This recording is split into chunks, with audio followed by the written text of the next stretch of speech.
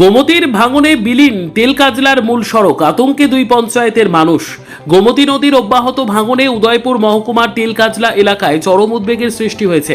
নদীর করাল গ্রাসে ইতিমধ্যেই তেলকাজলার প্রধান সড়কের একটি বড় অংশ নদী গর্ভে বিলীন হয়েছে। অবশিষ্ট অংশ অত্যন্ত ঝুঁকিপূর্ণ অবস্থায় রয়েছে। এলাকাবাসীর আশঙ্কা যে কোনো মুহূর্তে সেটিও ভেঙে পড়লে নদীর জল সরাসরি লোকালয়ে ঢুকে পড়বে।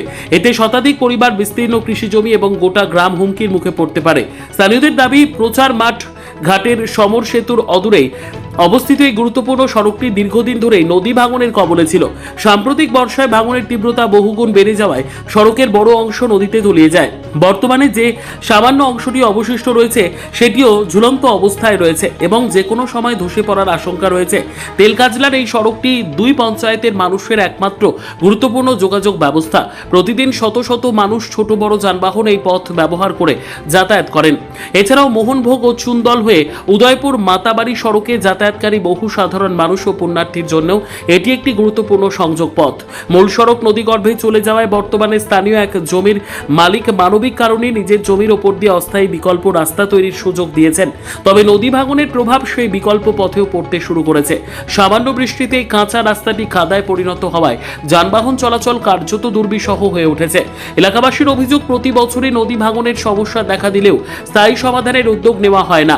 তাদের দাবি, অস্থায়ী মেরামতের পরিবর্তে আধুনিক প্রযুক্তি, উন্নত নদী তীর সংরক্ষণ ব্যবস্থা এবং বৈজ্ঞানিক পরিকল্পনার মাধ্যমে দ্রুত ভাঙন রোধে কার্যকর পদক্ষেপ গ্রহণ করা হোক।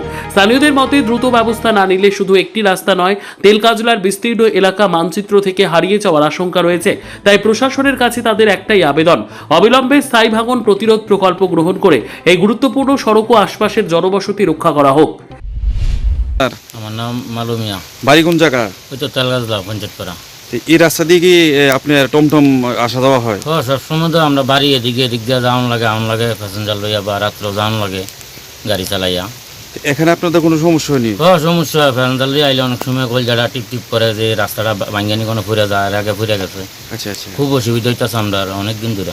আর একটা রাস্তা কইরা দিছে, এটা দিয়ে আমরা যাইতাম পারি না, ইট মিট বালু মারি দিয়া কইরা দিছে, এটা দিয়ে যাইতাম পারি না।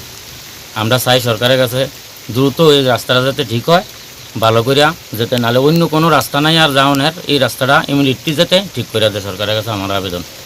আপনাদের গাড়ি বা আপনাদের বাইক নেওয়ার জন্য যে বিকল্প কোনো রাস্তা আছে? আর কোনো রাস্তা নেই, এই রাস্তাটা দিয়ে, এই যে কলমক্ষেতের ব্রিজ দিয়ে আমরা ফার্ম লাগে, আর কোনো ব্রিজ নাই, এটা দিয়ে ফার্ম লাগে সবসময়। দিতে ভালো লাগে। হ্যাঁ, হ্যাঁ মানে এই জায়গাটার ভিতরে আপনারা আসলে মানে ভয় হয়? হ্যাঁ, অনেক ভয় লাগে, মানে প্যাসেঞ্জার লয়ে যাচ্ছে আসি, বা রাত্রেবেলা অনেক সময় যাওয়ান লাগে একা, অনেক সময় ডর লাগতেছে আমরা। এটা কি গাড়ি? শুধু টমটম গাড়ি? সব গাড়ি চলতেছে, বড় গাড়িও যাইতেছে এদিক দিয়া। এই রাস্তাটা কই গেছে? এটা একদম জজজিরা, একদম বড্ডাফা বা তেলগাছলা, এখন মনবুক, এই রাস্তাটা খুব যাইতেছে। এই রাস্তাটা দিয়ে আবার উদয়পুর রাস্তা? উদয়পুরে যাইতে পারে, হ্যাঁ, উদয়পুরে যাওয়ান লাগে গিয়া। এই রাস্তাটা চলতে সমস্যা হয়নি?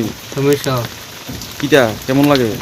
অনেক সময় গাড়ি নিজে টান দিয়ালা, নিচের দিকে টান দিলা?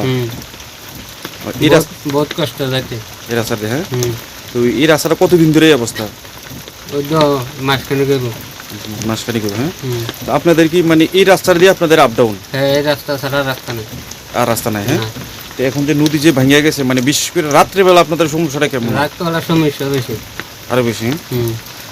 এই বিকল্প কোনো আপনাদের যে অন্য এই রাস্তাটা ছাড়া আর রাস্তা নাই? না, এটা দিয়ে মেলা করে আলো লাগে, এটা দিয়ে যাওয়া লাগে। এখন কি চাইতেছেন সরকারের কাছে? আমরা আবেদন করতেছি রাস্তাটা যেন তাড়াতাড়ি ঠিক করে দেয়, আমরা যাইতে বড় সমস্যা।